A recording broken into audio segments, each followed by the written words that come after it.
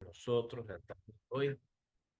Eh, Qué importante el hecho de poder conversar sobre estos temas en una plataforma, un espacio como el Instituto de Estudios Superiores de Administración. Siempre muy contento de poder desarrollar estos contenidos para todos aquellos que, bueno, pues busquen información al respecto, ¿no?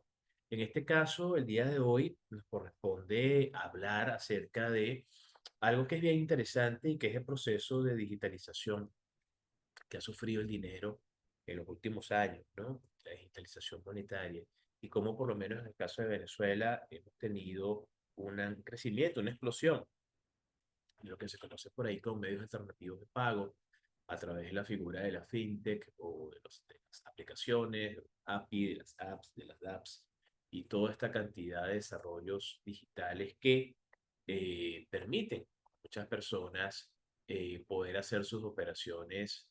eh, para ver, me dicen por acá que se escucha lejano el micrófono. Pero vamos a hacer esto.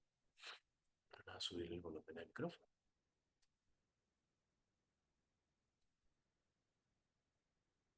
Eh, por aquí. Ahora sí tendría que escucharse mejor. Ok, entonces bueno, les pregunto si se escucha mejor. Sí, profesor, se escucha más fuerte. Buenísimo, excelente. Así tener el micrófono un poquito bajo. Bueno, entonces bueno, un poco la intención de esta actividad es abrir un poco el panorama, ¿no? De lo que está pasando acá y cómo Venezuela se inserta dentro de esta dinámica de medios alternativos de pago, ¿no? Como se la daba a llamar. Así que bueno, vamos a iniciar digitalización monetaria y medios alternativos de pago. Mi nombre es Aaron Olmos, soy economista, especialista en finanzas, pues maestra en gerencia, y tengo ya varios años trabajando estos temas, un poco en la búsqueda de espacios, ¿no? Para estudiarlos, para entenderlos, y sobre todo aplicarlos, ¿no? Para crear soluciones, ¿no? Y salidas, ¿no? A los problemas que podemos tener desde el punto de vista de la economía nacional en términos de mecanismos de transferencia de valor digital, ¿no? Siempre a mí me gusta comenzar estas conversaciones, estas discusiones, estos talleres con un poco de historia, ¿no? Y vaya que es importante entender que no estaríamos hablando de nada de esto si no tuviésemos Internet. O sea, Internet vino a cambiarlo todo y efectivamente, si bien hace muchos años atrás entendíamos esto como una autopista de información, ya hoy por hoy se ha transformado más allá que una autopista de datos o qué sé yo, como se le decía originalmente, a una gran plataforma de desarrollo y crecimiento de lo que usted quiera, porque efectivamente hoy la tecnología la entendemos como el gran habilitador y espacio, ¿no? Digital de creación de soluciones para todos nosotros. Y bueno, un poco recordar que desde el 23 de agosto del 91 tenemos ese Internet que deja de estar en las Fuerzas Armadas de algunos países, en algunos espacios de formación universitario, y comienza entonces a migrar a través de empresas que proveen servicios de Internet a los hogares, a las escuelas y a los particulares, ¿no? Esto de alguna manera supone un hito importante porque otra vez, más allá del tema educativo, más allá de acercarnos, que ya es bastante, ¿no? Acercar al mundo entero de manera síncrona y asíncrona a través de plataformas digitales y luego el desarrollo que está detrás de dispositivos móviles y la creación de información, ya Tom Tascott en el 95 entendía que esto iba a tener un efecto fundamental sobre la economía, llamando esto economía digital, ¿no? Distinto a la economía tradicional del sector primario, secundario y terciario, la economía digital que se monta sobre la economía tradicional tiene como base fundacional el desarrollo de las tecnologías de Internet para poder desarrollarse a nivel general, entendiendo esto como relaciones sociales de producción que ocurren de forma digital, que pasan también en el mundo real, pero que el espacio donde de alguna manera intercambiamos información, cifras y datos es un espacio virtual, ¿no? Y esta economía digital, también se le da a llamar nueva economía o economía de plataforma, tiene sentido porque de punto de economía real tenemos entonces energía eléctrica, así que al principio provee los elementos funcionales para poder estar conectados con todos estos dispositivos y aparatos, y efectivamente Internet, ¿no? Que son la piedra angular de todo este desarrollo. Sobre esto, ya en la década de los 90 muchas personas comenzaron a trasladar de la realidad al mundo virtual de Internet, que llamaron la web 1.0. Una de las principales actividades que nos define a todos nosotros, que es el intercambio, ¿no? Entonces comenzamos a ver los primeros desarrollos de comercio electrónico e intercambio digital. Pero no solamente eso, también el desarrollo de contenido, un contenido que en principio era pasivo, donde alguien desarrollaba y colocaba información en un sitio web para ser leído por la persona que estaba detrás de la computadora, en este caso frente a la pantalla, pero eso ha ido cambiando de la web 0.0, como se llama la realidad para algunos autores, a la 1.0, a la 2.0 y de ahí a la web 3, que es donde nos encontramos ahora, según algunos, para conectar con cadenas de bloque, conectar con temas de multiverso o metaverso, básicamente espacios de creación virtual donde muchas cosas pueden ser posibles. Pero lo interesante es que nada de esto puede ocurrir si no tenemos la economía tradicional funcionando a pie juntillas y correctamente. No pudiésemos crear contenido digital, no pudiésemos tener plataformas, redes sociales, medios alternativos de pago, y business, carritos de compra, carritos de ¿cómo se llama? Para eh, dejar información y hacer que la gente nos dé su opinión si no tenemos ninguno de estos procesos. Si bien esto ocurre a partir de la década de los 90, no es sino hasta la pandemia de 2019 que todos nos vimos forzados a transformarnos digitalmente a gran velocidad. Recordando que la transformación digital es un proceso que supone no la adquisición de alta tecnología por parte de nosotros, como quizás el último celular o estar conectados al mejor data center o tener un teléfono o un reloj inteligente en la pulsera, sino es el uso de estas tecnologías, estas nuevas herramientas para agregar valor. Y es un proceso que es muy personal, es un proceso que de alguna manera tiene que ver con formación, educación y aprovechamiento de estas herramientas, ¿no? Esto de alguna manera tenía que tocar a los medios de pago. Esto de alguna manera tenía que transformar la forma como nosotros intercambiamos en los mercados, porque recordemos que, y vamos a ver ahorita más adelante, el dinero es un acuerdo, es una convención, es una mercancía, pero todo esto de alguna manera lo hemos llevado al plano digital, al plano virtual. Entonces, hablar de digitalización monetaria supone el hecho de que el concepto del dinero también se desmaterializa y comienza a vivir en estos espacios digitales, ¿no? Y si otrora era normal tener los medios de pago tradicionales de algún momento del tiempo, un cheque, vale, inclusive, ¿no? Hoy por hoy hablamos de transferencias, de pagos móviles, de datos digitales que se usa como una forma de dinero, que si bien existe de hace muchos años a la fecha, la velocidad a la cual esto se ha ido transformando y el origen de quienes desarrollan estas aplicaciones ha cambiado radicalmente. Hoy tenemos particulares que desarrollan aplicativos fintech que pueden conectar con las bancas a través de las interfaces de aplicación de programa, por ejemplo, para prestar servicios que la banca tradicional no puede prestar, por ejemplo. Eh, y lo interesante es que todo esto son capas de desarrollos de actividades tecnológicas vinculadas con elementos económicos, hechos económicos, relaciones sociales y de producción de las personas, que a la sazón del momento y en la medida en la cual se hace necesario, se van creando incluso mayor cantidad de elementos, ¿no? Entonces, esta línea de tiempo, a mí me gusta siempre colocarla porque tenemos que recordar y entender de dónde viene esto. Tenemos también una brecha generacional, tenemos unos gaps desde el punto de vista de la adopción de la tecnología, tenemos unas generaciones que se acercan más a la tecnología que otras, la generación X, la generación Y, los baby boomers, los alfa, los beta, los gamma, como lo han llamado los diferentes autores. Lo cierto es que estos elementos tecnológicos están mucho más cerca de la gente más joven y que efectivamente se le hace cada vez más sencillo a ellos porque es de manera muy intuitiva. Ya muchos nacieron con Wi-Fi, ya muchos nacieron con Internet en la casa, no vieron el cambio, ¿verdad? De un Internet de módem de 9600 a de repente una situación de un Wi-Fi, una fibra óptica, ¿no? Y lo cierto es que todo esto que ha pasado muy poco tiempo, un tiempo exageradamente corto, ha cambiado la manera como todos lo hacemos. Tanto así, hoy por hoy no nos podemos ver sin los elementos de tecnología que tradicionalmente nos acusan. Esto de alguna manera, y conectando con la línea temporal, el tema del comercio electrónico es quizás uno de los elementos más importantes para entender el por qué se digitalizó todo, ¿no?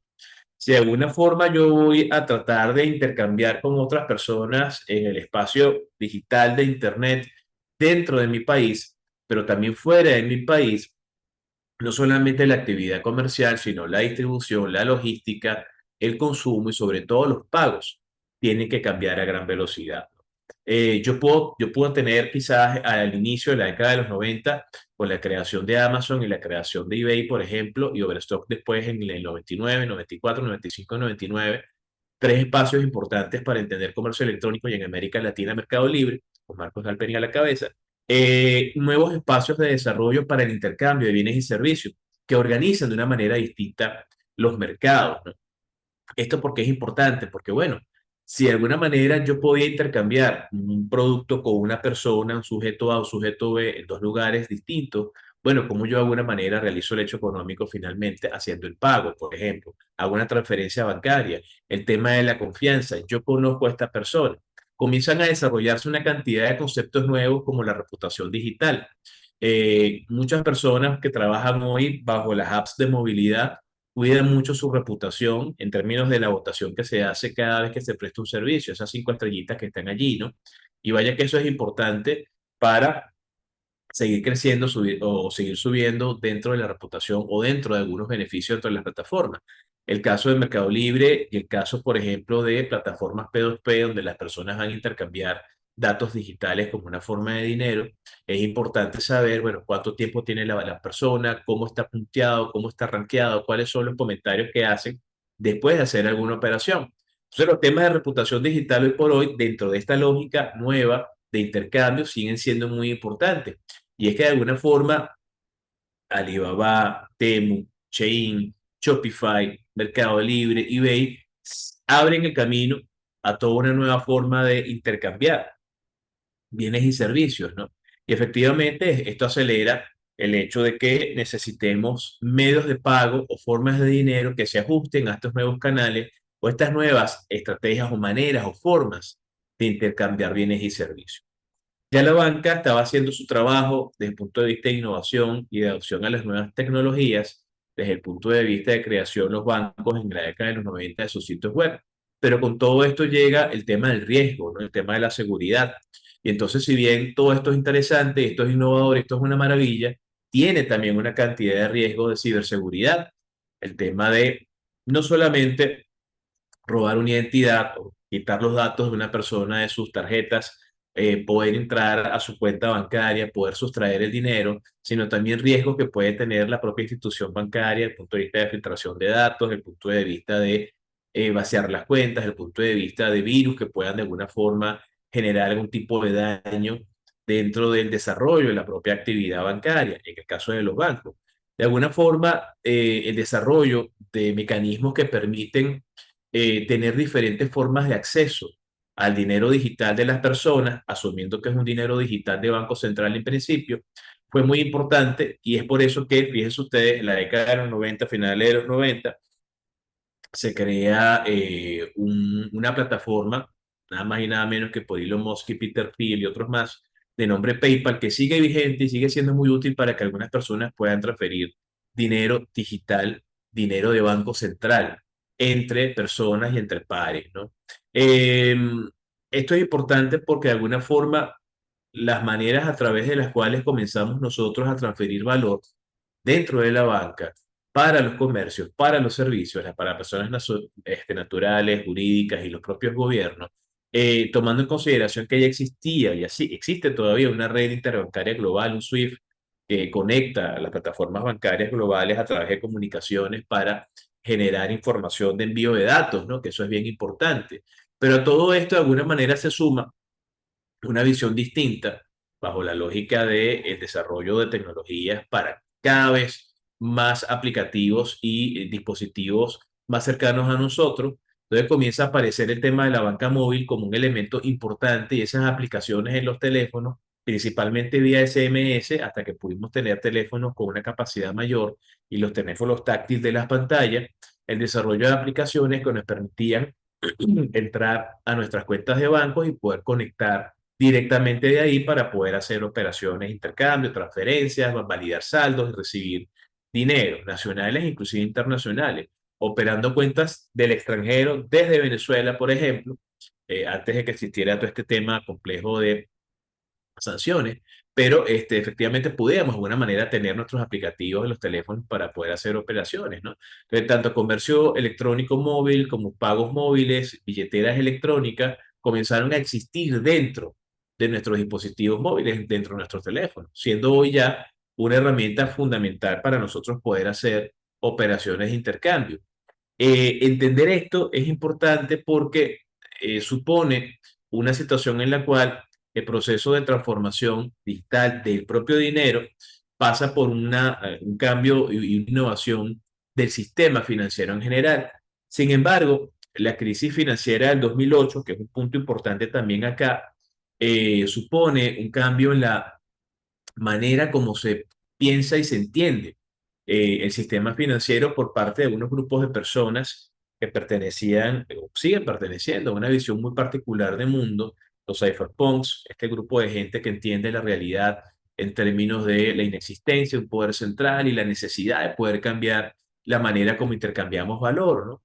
Esta crisis financiera supuso para algunos miembros de estos grupos con estas maneras de pensar la necesidad de crear una forma distinta de intercambiar valor entre personas, partiendo de la idea de que el dinero es una convención, que es un acuerdo y que más allá del dinero de Banco Central o dinero de obligatoria aceptación, en el caso nuestro por el 318 constitucional, que la moneda es el bolívar, pudiese existir una red global que le permitiera a las personas intercambiar valor de una forma segura, utilizando la tecnología disponible a la fecha y para ese entonces, finales de los 80, comienzos de los 90, pero ya precisamente en el año 2008-2009, con la creación de Bitcoin como el primer criptoactivo funcional operativo, que es, antes de Bitcoin hubo algunos intentos que no fueron tan exitosos, sino estaríamos hablando de esos y no tanto de Bitcoin. A partir de 2009 en adelante, Bitcoin surge como una alternativa, una red global completa que provee una plataforma,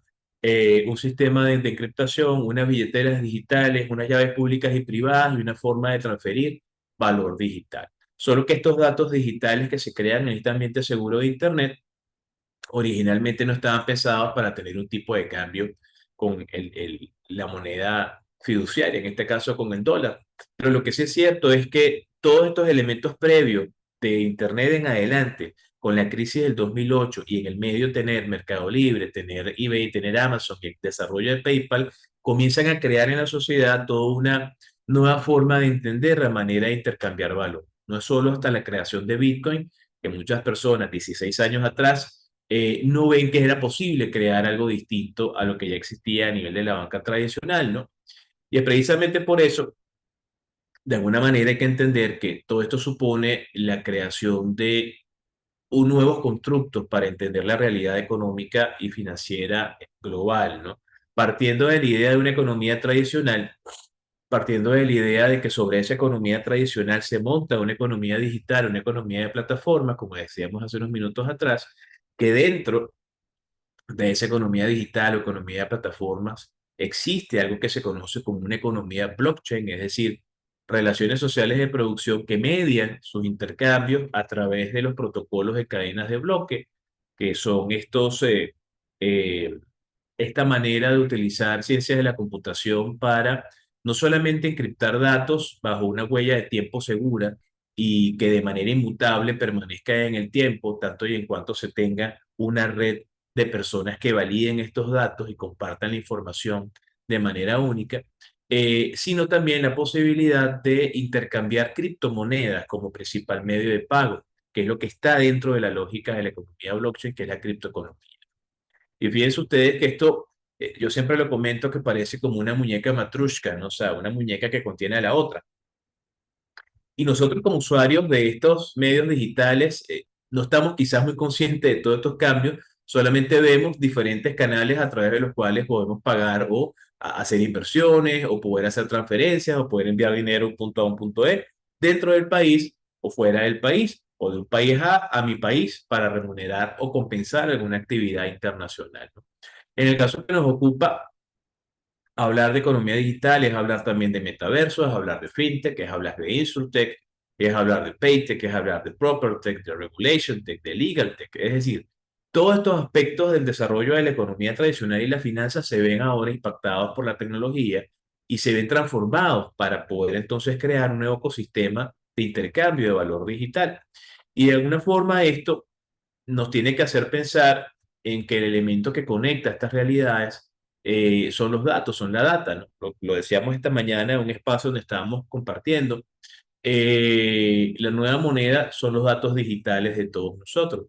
Esos datos digitales pueden ser desde nuestra identificación, pasando por datos digitales creados como una forma de dinero, con un tipo de cambio, con respecto a una moneda de uso masivo, puede ser el dólar o puede ser el euro. Entonces, dentro de esta economía digital está una economía blockchain, dentro de esta economía blockchain está una criptoeconomía y los elementos que conectan estos tres niveles siguen siendo los datos, ¿no? Pasamos de data a nivel general a data inmutable y datos que se usan como una forma de dinero. Y esto, de alguna forma, nos hace pensar otra vez en el concepto de dinero. Y cuando hablamos de dinero, recordamos un poco lo que se nos dice, no estamos pequeños, se nos dice que el dinero quizás es la manera a través de la cual se recompensa, se remunera el trabajo de las personas. Pero lo cierto es que dinero es cualquier mercancía que es intercambiable en un mercado y que es aceptada ampliamente por quienes conforman ese mercado.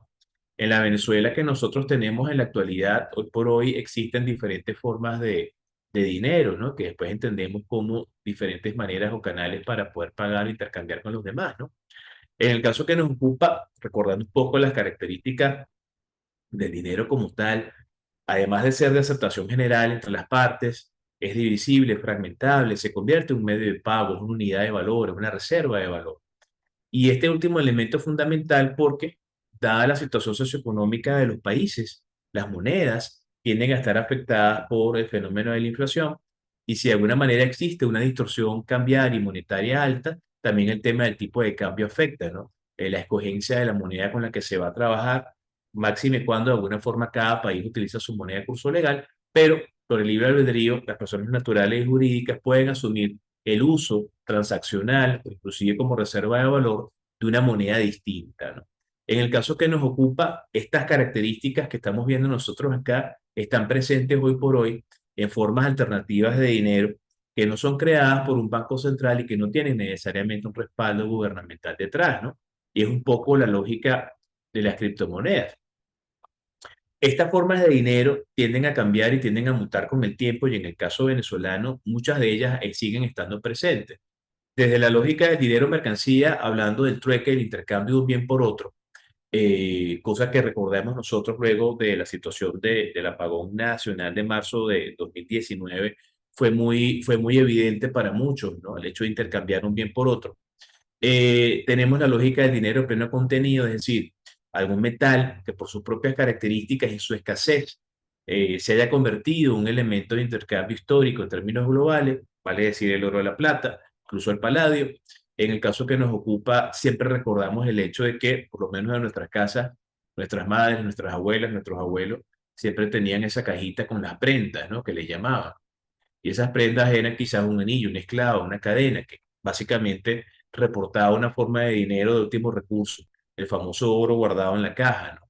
Pero después tenemos un dinero de papel que representa ese oro, ¿no? Desde el punto de vista histórico, oro, plata, cobre, que de alguna forma está resguardado a nombre de un grupo de personas, una persona, una familia, se utiliza un elemento de representación, un elemento de intercambio, que represente las cantidades de ese oro y de esa plata, históricamente visto.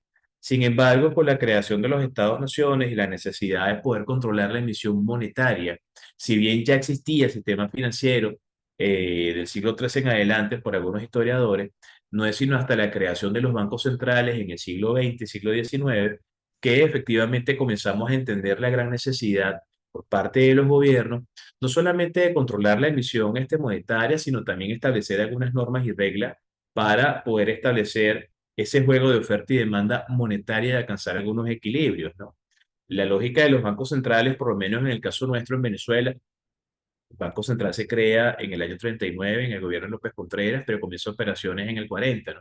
Y lo cierto es que a partir de ese momento, es de obligatoria aceptación las monedas emitidas por Banco Central de Venezuela y todas las monedas que los otros bancos, los 5 bancos que hacían esas funciones, circulaban dentro de la economía nacional, bueno, son suplidas, son cambiadas por las del Banco Central y la reserva que estaba dándole algún tipo de respaldo a esa emisión debe estar entonces a resguardo del Banco Central de Venezuela, en el caso nuestro, ¿no?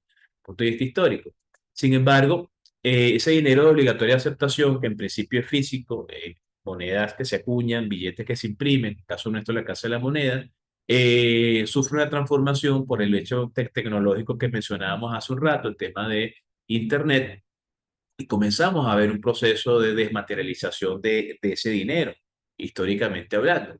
Todos los bancos comenzaron a crear en algún momento medios de pago que conectaban con productos financieros muy particulares, como cuentas de ahorro y cuentas corrientes bajo la figura de tarjetas de débito y tarjetas de crédito que siguen estando ahí presentes, ¿no? Una va contra los montos de una cuenta y otro tiene un límite para poderse endeudar conforme el sistema financiero lo permita, con un costo que es el tipo de interés para esas tarjetas, ¿no? Sin embargo, es importante prestar atención a estas 3 formas que tenemos acá, ¿no? Y esto de alguna forma está muy presente en la realidad nacional, ¿no? El dinero fiat desmaterializado, que son bolívares y dólares que efectivamente viven dentro de computadoras y vuelan a través de aplicativos digitales. El dinero virtual, que es una manera de intercambiar valor dentro de un ambiente seguro de Internet creado para una comunidad muy particular, que es ese dinero virtual que algunos gamers o personas que están en algunas redes sociales reciben por hacer algunas actividades. Y específicamente el tipo de dinero que nos interesa más, que es el dinero cripto, que es el tema de Bitcoin y las criptomonedas, en una economía como la nuestra, que es algo bien particular.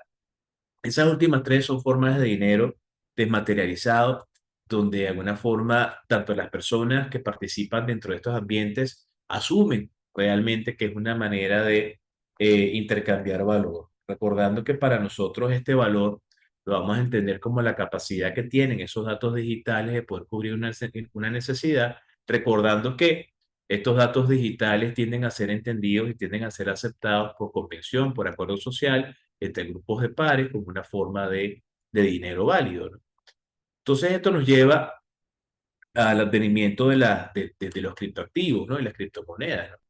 Bajo la lógica criptoanarquista que lleva adelante los cypherpunks que representan, en este caso Satoshi Nakamoto y otros tantos, la creación de Bitcoin en el año 2009 se plantea como una salida, una solución a un problema que se venía desarrollando de transparencia, ética y legalidad detrás el propio funcionamiento del sistema financiero, como lo define Satoshi Nakamoto recogido en el libro de Phil Champagne, Cartas a Satoshi, ¿no? Lo cierto es que desde el crecimiento y nacimiento de Bitcoin en el año 2009, desde el punto de vista operativo, su libro blanco en 2008, pero a nivel operativo comienza en 2009, han surgido cualquier cantidad de criptoactivos o criptomonedas que intentan tener un rol dentro de esta economía, generando esta bifurcación entre dinero público y dinero privado, ¿no? Para algunos autores, quizás el dinero público se puede asumir como un dinero de Banco Central, para otros no, para otros el dinero público es un Bitcoin, por ejemplo, que le puede pertenecer sin ningún tipo de obstáculo a todas las personas que así lo deseen, tanto y en cuanto formen parte de una red, ¿no? Entonces, en definitiva, esta visión de crear datos digitales de aceptación general como parte de una salida a un problema que, según Satoshi, se plantea con el sistema financiero a partir de la crisis del 2008, crea toda una cantidad de medios de pago alternativos que efectivamente están presentes y el hecho que yo no los vea y no los use no quiere decir que no existan, ¿no? Y es allí donde, por ejemplo, los stablecoins, los tokens transaccionales, los NFT, los tokens gubernamentales, como fue el caso del Petro en Venezuela, e incluso las criptomonedas de los bancos centrales, cobran un protagonismo importante porque en la actualidad hay muchos proyectos que se están desarrollando conforme a esta estructura que yo les presento por acá de esta lista de criptoactivos. Bitcoin está presente desde hace 16 años y se ha convertido a nivel financiero en uno de los principales marcadores para medir el pulso del mercado ante situaciones como la que estamos viviendo en la actualidad, por ejemplo, ¿no? Muchas criptomonedas alternativas a Bitcoin, como el Ether, por ejemplo, de la plataforma Ethereum, han funcionado para crear diferentes tipos de valor con contratos inteligentes que solventan problemas muy particulares y que hay que alimentarlos con un gas, con su propia criptomoneda para poder funcionar, ¿no? Stablecoins como USDT o USDC o el BUSD se han convertido en herramientas fundamentales para que muchas personas puedan no solamente desarrollar su actividad económica, sino incluso poder mantener cierto nivel de estabilidad en sus países de residencia, ¿no? Producto de las transferencias que se hacen, bien sea producto de trabajos que se hace remoto o inclusive bajo la figura de las remesas, que les voy a mostrar unas cifras que tenemos allí, un trabajo de investigación excelente que se hizo acá por parte de un estudiante de la maestría en administración, María Ledesma. Tuve el honor de ser su tutor y un excelente trabajo que mezclaba migración con plataformas alternativas de pago, criptomonedas, que efectivamente da cuenta del uso que le estamos dando nosotros en Venezuela a estos datos digitales y por qué son importantes de entender, estudiar e incluso poder tener bajo el radar dentro de nuestras actividades financieras particulares y empresariales, ¿no? Esto nos lleva un poco a entender la gran necesidad de cómo funciona por lo menos Bitcoin, ¿no? Medio alternativo de pago. Si bien nace como un sistema completo que incluye una red, conjunto de personas que de manera voluntaria colocan nodos de computadoras con gran poder de cómputo para validar operaciones de intercambio sin la necesidad de un tercero confiable, billeteras digitales que proveen eh, tecnológicamente de una llave pública y una llave privada, vale decir, un número de identificación único para poder firmar todas las transacciones y un número de identificación dentro de la red que va cambiando cada vez que efectivamente hacemos operaciones, ¿no?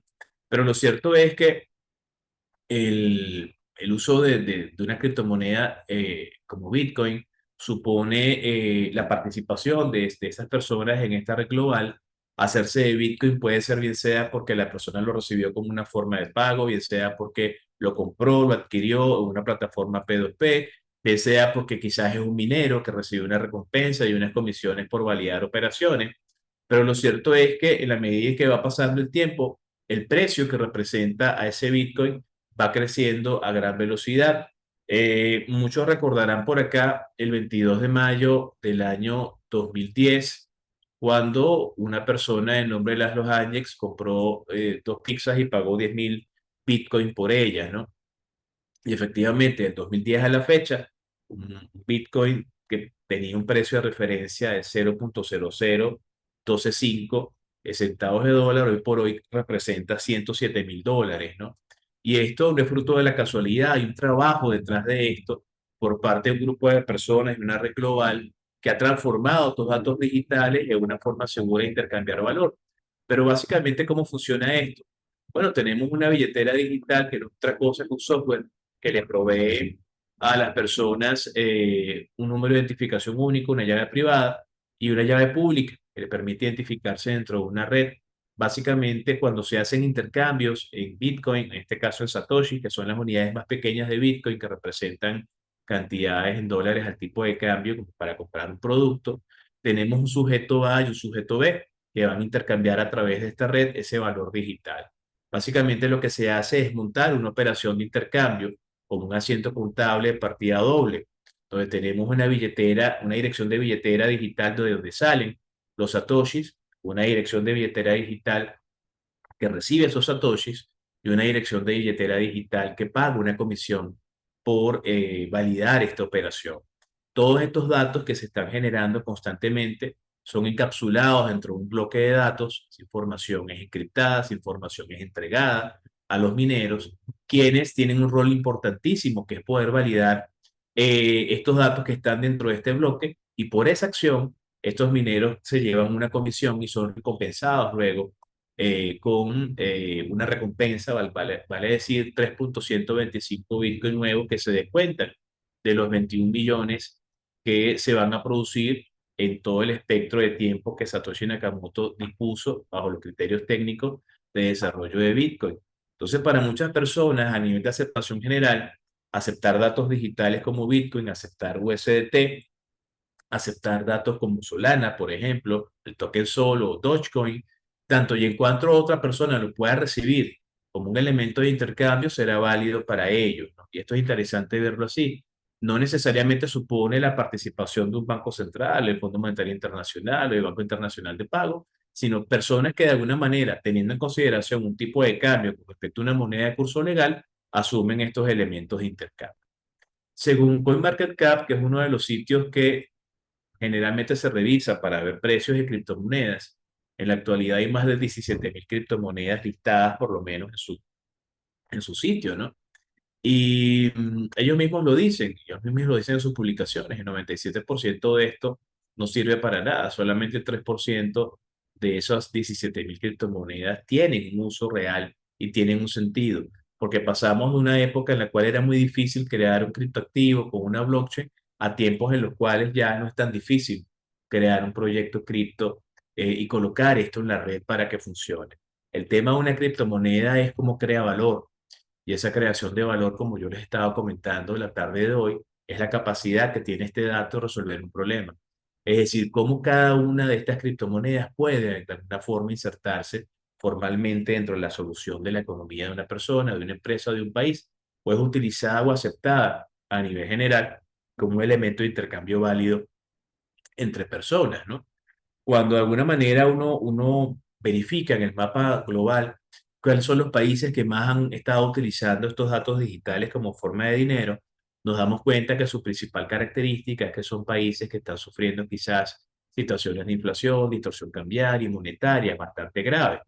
Esto nos lleva a pensar que de alguna forma, si bien existe una moneda de curso legal, las personas buscan caminos y vías alternativas para poder respaldar su salario, su trabajo, máxime cuando incluso puede existir para las personas que habitan estos países limitaciones en el acceso a cuentas o actividades de intercambio internacional desde el punto de vista financiero, que sean difíciles de poder llegar, abrir una cuenta fuera, tener la posibilidad de viajar quizás y poder abrir una cuenta y poder hacer operaciones internacionales, incluso sufrir bloqueos de páginas por diferentes razones. Lo cierto es que hoy por hoy, esta gran cantidad de criptomonedas que existen, no todas son útiles, pero las que sí lo son, pertenecen a diferentes tipos de cadenas de bloque con diferentes tipos de algoritmos y hablan idiomas distintos. Sin embargo, solventan un problema. Y el problema es la capacidad de poder conectar con otras personas y cubrir su necesidad de intercambiar valor. No solamente existe la blockchain de Bitcoin, existe la blockchain de Ether, de Monero, de Cardano, de Neo, de EOS, de Avalanche, Binance Chain, una cantidad de blockchain que se han creado para poder tener diferentes opciones de intercambio. Hay un ecosistema detrás del desarrollo de las criptomonedas en esta nueva economía y ese ecosistema se integra por las billeteras digitales, por la capacidad para minar y poder validar datos, plataformas que se dedican solo a informar precios o plataformas que son espacios para comprar y vender criptomonedas, empresas que inclusive han comenzado a crear cajeros automáticos de criptoactivos, ¿no? Cualquier cantidad de desarrollos tecnológicos para ofrecer servicios de billeteras digitales de manera segura. No solamente el desarrollador de un proyecto cripto desarrolla su billetera nativa, sino que hay empresas que se dedican solamente a generar billeteras digitales multicripto para que muchas personas puedan tener diferentes criptomonedas en un solo espacio, ¿no? Por lo menos el caso, por ejemplo, de Exodus puede ser un caso importante y la Trust Wallet, que es la que usa Binance para hacer sus operaciones, ¿no?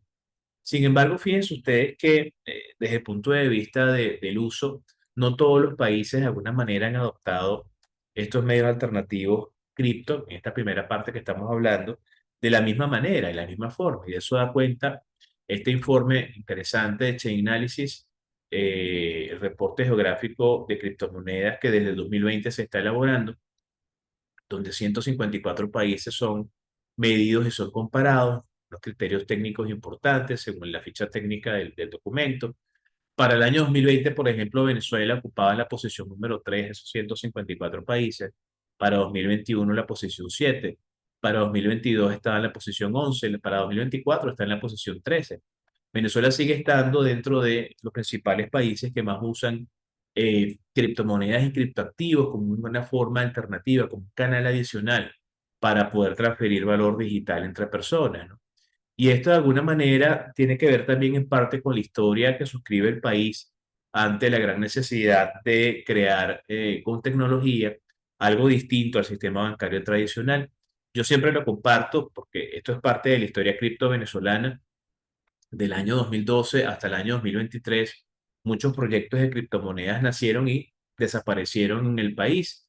Vale recordar el caso de Chococoin, por ejemplo, Bolívar Coin, Arepa Coin, por ejemplo, Realcoin, que sigue estando en actividad, quizás no con la misma fuerza de antes, pero sigue estando allí. Cada uno proyectos de criptomonedas con sus cadenas de bloques, montados con algoritmos particulares, listados en sitios web como CoinMarketCap, con una cadena de personas alrededor para poderle dar impulso y uso dentro de la economía regional o dentro de la economía nacional, ¿no? Recordamos también el caso de, por ejemplo, Vehiculum, Unitcoin y Andescoin, ¿no? Que son proyectos también nacionales. El caso de, por ejemplo, Medallo Coin, Nectar, que sigue siendo la criptomoneda estable del ecosistema de Orinoco. Y bueno, pues más recientemente el caso del Petro desde el punto de vista gubernamental, ¿no?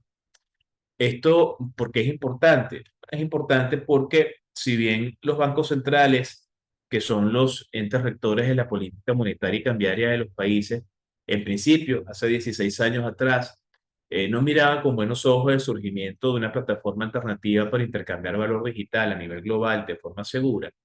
Ya a partir del año 2018-2019, el Banco Internacional de Pagos, el Banco Central de los Bancos Centrales, comenzó un estudio bastante serio a través de la publicación de unos papers en sus áreas de investigación sobre el valor que tenían los protocolos de las cadenas de bloques, que es el espacio digital donde se crean las criptomonedas, para ser utilizado por parte de la banca central.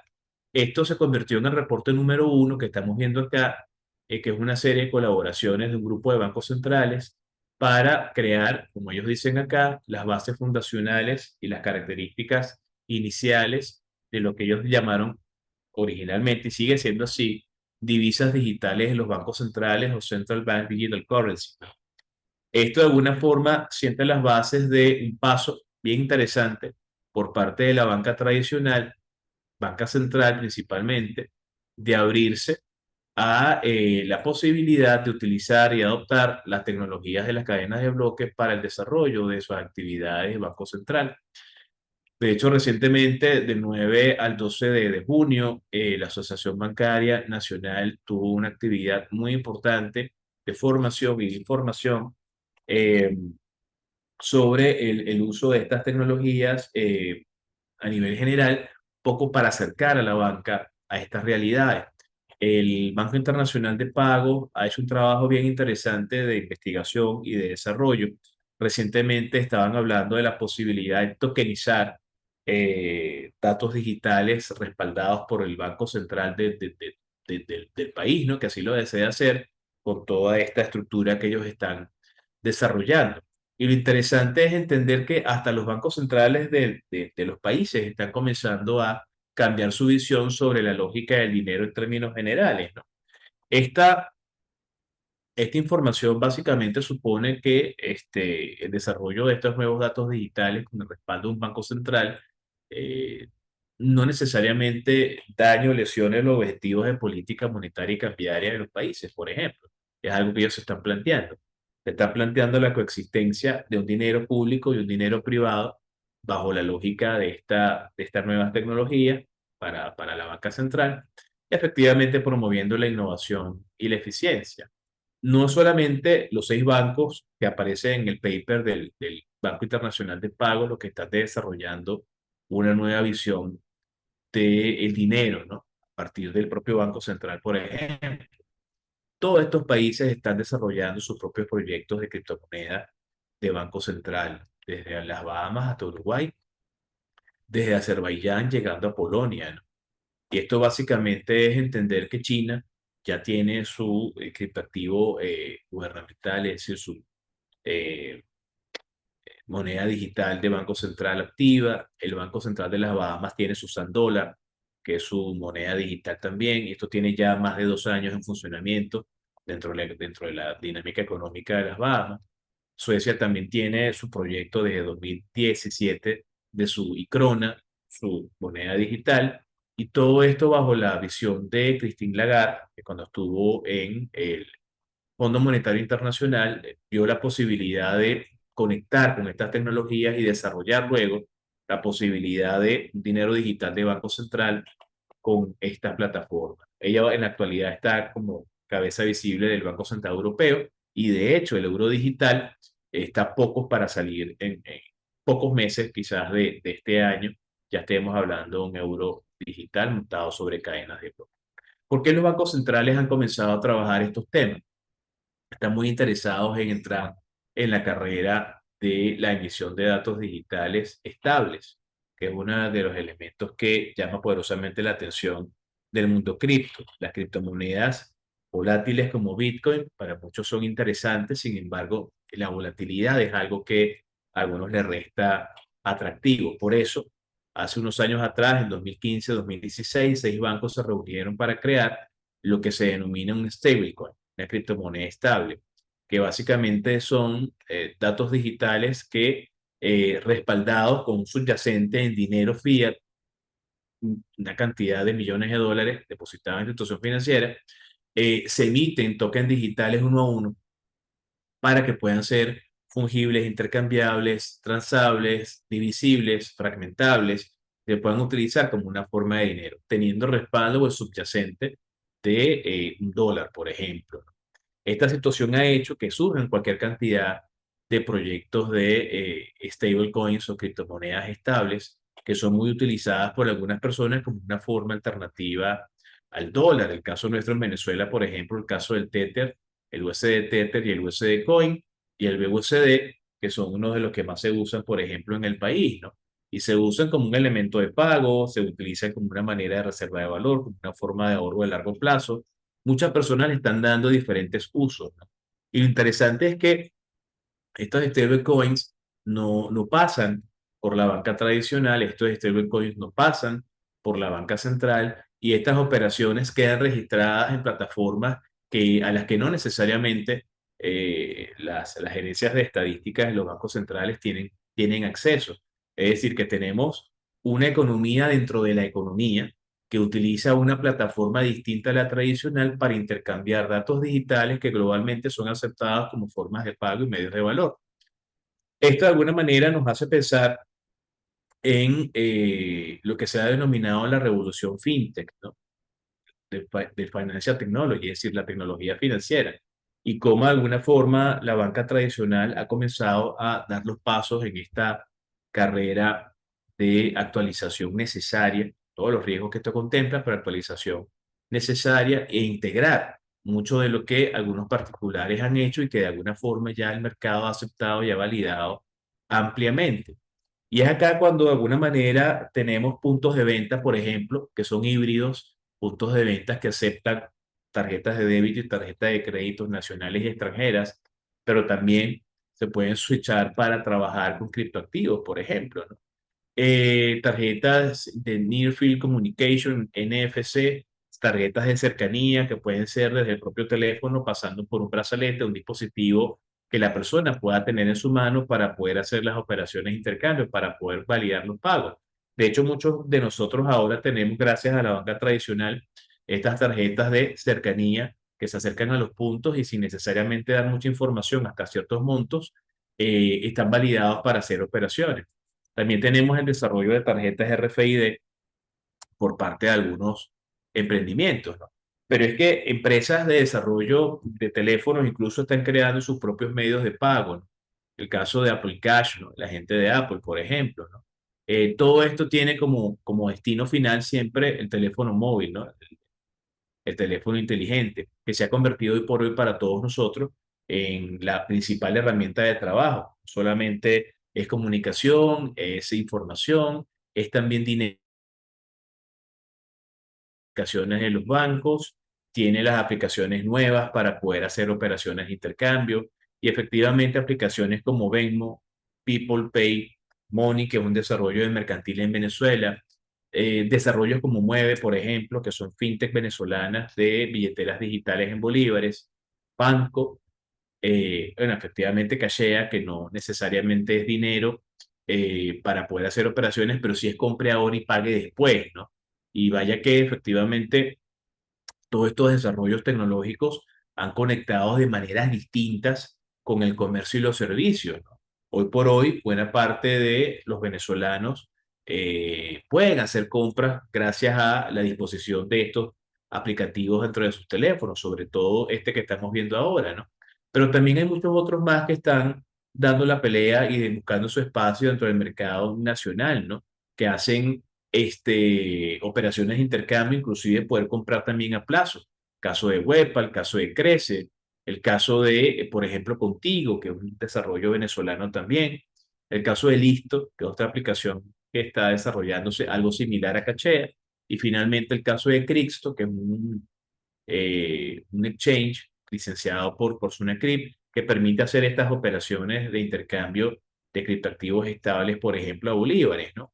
O sea, aquí la legalidad es muy interesante y es muy importante porque efectivamente muchos de estos desarrollos tecnológicos deben contar en Venezuela con el aval de si es una billetera digital en bolívares, Banco Central, si es una billetera de cripto solamente por Sunacrip, y se integran una cantidad de servicios diferentes, no solamente estos dos entes que ya mencioné, sino incluso verificar si la figura jurídica de las empresas que están detrás de estos desarrollos asumen la figura de una institución de tecnología financiera bancaria, como lo reseña la Superintendencia de Bancos en Venezuela. De hecho, Venezuela es uno de los países que más normas legales ha desarrollado alrededor del ecosistema fintech, cripto, blockchain y de, bueno, pues de desarrollo de aplicaciones. Para nadie es un misterio que una de las principales plataformas usadas en el país para hacer operaciones de intercambio es Binance, sigue siendo Binance. Ahorita le voy a mostrar unas cifras importantes de este trabajo de investigación que les mencioné hace unos minutos atrás. Independientemente del acceso que podamos tener utilizando un VPN o no, Binance se ha convertido de 2018 a la fecha para nosotros en Venezuela en una principal plataforma de intercambio, ¿no? eh, Bien sean criptomonedas estables, bien sean criptomonedas volátiles, es decir, bien sea un USDC, un USDT, o bien sea un Bitcoin o un Ether. Muchas personas hacen operaciones por diferentes razones a través de esta plataforma. Otra plataforma, en este caso nacional, importante de revisar, pudiese ser también el caso de Orinoco, con todas las demás que les mostré en la anterior lámina, que son desarrollos no nacionales y nacionales que brindan servicios y canales alternativos de pago y compra de bienes y servicios. Esto efectivamente nos hace ver que para el sistema bancario tradicional hay un surgimiento de, bueno, nuevos modelos de negocio, donde tenemos productos para bancarios, es decir, fuera de la banca, productos para financieros, fuera de las finanzas tradicionales, e inclusive productos para bursátiles, es decir, fuera de los espacios de inversión tradicionales. Muchas de estas aplicaciones que yo les mostré tienen un juego o conectan de diferentes maneras, por eso es que cada una hay que revisarla bastante bien, además de la legalidad, ver qué ofrecen y cómo conectan con la banca tradicional e inclusive para poder hacer estos cambios, porque buena parte de la dinámica económica de nuestros hogares y nuestras empresas ahora pasa por diferentes canales. Lo mencionaba otra vez esta mañana en un espacio donde estábamos conversando de estos temas. Para muchos de nosotros quizás es normal poder ir a un lugar, hacer alguna compra y ver que hay diferentes formas de poder hacer estos hechos económicos, de poder pagar o cancelar. A título personal me llegó a ocurrir un día donde tuve la oportunidad de pagar en divisas en algún lugar, pagar en bolívares en otro, pagar con Binance Pay en otro lugar, pagar en Cele en algún momento utilizando una de estas plataformas para poder cancelar algo. Y un poco la reflexión que yo hacía es que eso era casi prácticamente imposible poderlo hacer hace unos años atrás, ¿no? Pero es producto no solamente de los desarrollos tecnológicos que tenemos a la mano, sino también es producto de la gran necesidad de tener diferentes medios para poder lograr los objetivos. Y es aquí cuando yo les comparto parte de estos datos de este trabajo interesantísimo que presentara nuestra estudiante María Ledesma, hoy máster en Administración del IESA, en este trabajo que mezclaba migración, remesas y medios alternativos de pago, fintech, cripto, ¿no? Y fíjense ustedes que esto fue un trabajo que necesitó irse al campo Y de este grupo de personas, estos 200 encuestados casi que respondieron este instrumento, básicamente el 73% nos decían que usan plataformas fintech para enviar remesas a Venezuela. Esto es un trabajo del año 2023, ¿no? Eh, Datos interesantes que se extraen de este trabajo, interesantísimo, frecuencias de envío de esas remesas a Venezuela. Pero fíjense ustedes, por ejemplo, esto, ¿no? Las plataformas usadas para enviar dinero a Venezuela. De este grupo de personas encuestadas, el 20% nos decía que utilizaban Binance en principio, ¿no? Para hacerle llegar el dinero a sus familiares. Cel, en segundo lugar, transferencias bancarias de los bancos tradicionales e incluso PayPal sigue estando presente, muy presente en la dinámica de intercambios en Venezuela. Cuando se les preguntaba qué plataforma, pues a nivel general, utilizada para enviar esto, bueno, el 56% caía dentro de las características de plataformas fintech, ¿no? Más allá de casas de cambio, de tercerización a través de amigos o conocidos, o inclusive de la banca tradicional. Y cuando se les preguntaba qué moneda se utilizaba para el envío de esto, un 41% nos hablaba de dólares y un 16% nos hablaba de USDT. Aquí se creó un poco la disyuntiva si por USDT nos estaban hablando de dólares o por dólar nos estaban hablando de USDT. A final de cuentas, ambos son una forma de representación del dólar como tal, uno dólar digital directamente de dinero fiat y otro una representación digital que tiene subyacente en dólar. Pero lo cierto es que todo esto de alguna manera impacta de gran forma en la economía venezolana y nacional.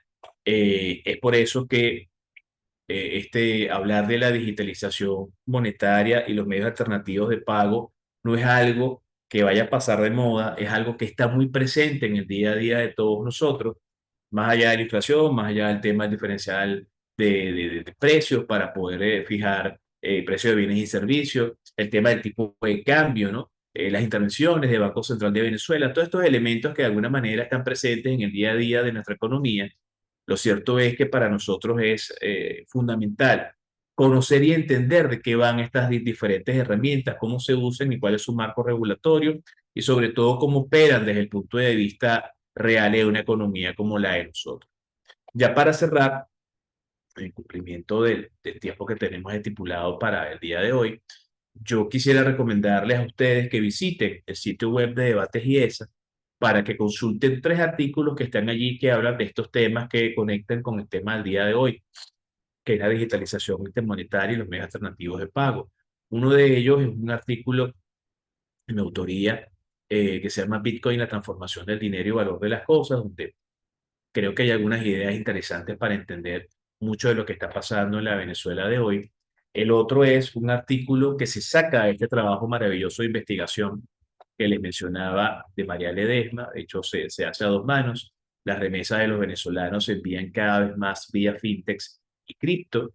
Y el más reciente, esto es del día de ayer, es un trabajo de Margaret López, que tuvo el detalle de entrevistar a un conjunto de personas del ecosistema cripto venezolano para sondear un poco el uso que tienen estas herramientas para todos nosotros. Terminó llamándole las criptomonedas son una ventana para las transferencias internacionales en Venezuela. Del día de ayer, reciente publicación, muy interesante lo que se dice allí, cosas como que de repente de cada 10 operaciones que se están haciendo a nivel de intercambio con divisas, 4 o 5 tienen que ver con estas plataformas alternativas de pago. Así que en definitiva, esto es un tema que es vigente, que sigue estando para nosotros y que de alguna manera a través de la investigación, a través de su inclusión en nuestras actividades, podemos de alguna forma entender cada vez más cómo esta economía nuestra sigue a la velocidad de un clic cambiando y que efectivamente estos datos digitales que utilizamos en estas plataformas tienen un rol fundamental e importante dentro de la dinámica económica de cada uno de nosotros, ¿sí? Así que bueno, ya cumplida el tiempo de esta actividad, voy entonces a leer algunos de los comentarios que tienen por acá. Eh, para ver, por acá nos decían el tema de el micrófono, bueno, ya solo solventamos.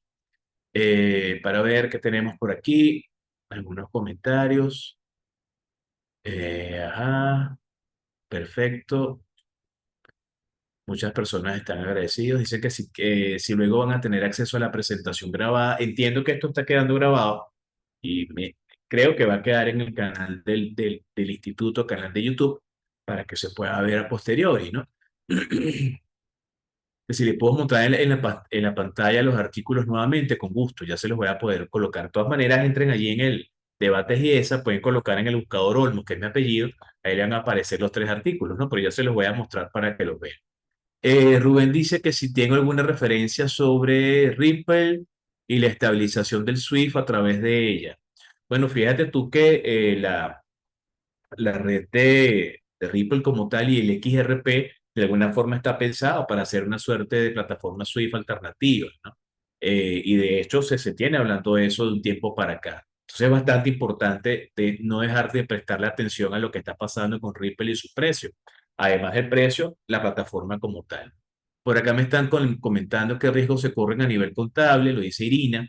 Bueno, te comento, Irina, que desde febrero del año 2020 en Venezuela existe una norma, el Boletín de Aplicación BENIF número 12 versión 0, para registro de tenencias de criptoactivos propios. Ese fue un trabajo bien interesante que hizo la Federación de Colegios de Contadores Públicos en manos de sus secretarías de investigación de todos los colegios en Venezuela y se aprobó este boletín de aplicación, esta norma contable para poder hacer registro de operaciones cripto. Es decir, Venezuela es uno de los pocos países que tiene una norma contable para hacer registro de operaciones cripto, incluyendo una nueva categoría que es el criptoactivo, tanto en el activo como en el pasivo. Y los valores se registran tal cual en las unidades que representan a valor de mercado, ¿no? Puedes entrar en la página de la Federación de Colegios de Contadores Públicos y buscar el boletín de febrero del año 2020. Gilberto dice que es un tema muy interesante y pertinente. Me dice por aquí que si puedo colocar el detalle de la norma contable para registro de operaciones cripto. No, muy sencillo. No tendría por qué hacer nada distinto al hecho de que puedas entrar al sitio web de la Federación de Colegios Contadores Públicos, ¿no?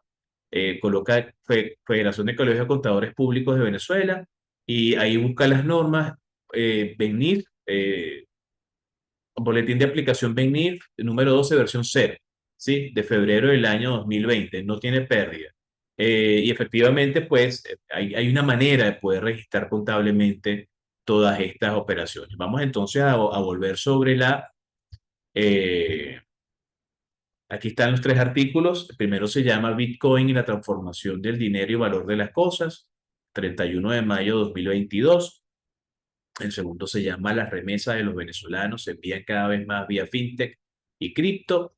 Esto es el 23 de octubre de 2024. Y el último es Las criptomonedas son una ventana para las transferencias internacionales en Venezuela, del día de ayer, del 25 de junio del año 2025, de Margaret López. De mi parte, bueno, muy contento, muy agradecido por su asistencia y por su participación.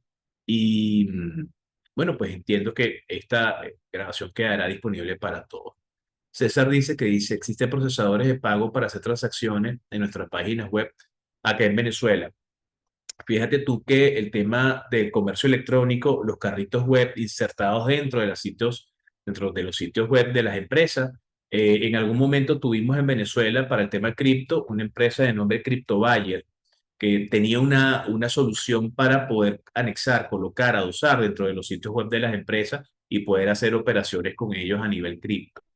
Creo que ya ellos no están prestando servicio, sin embargo, creo que hay posibilidades de conectar con otras plataformas como Orinoco, como Crixto y como el mismo Binance, ¿sí? Así que bueno, muchachos, muchísimas gracias a todos y bueno, pues esperando que lo compartido haya sido de provecho para todos ustedes, ¿sí? Muchísimas gracias.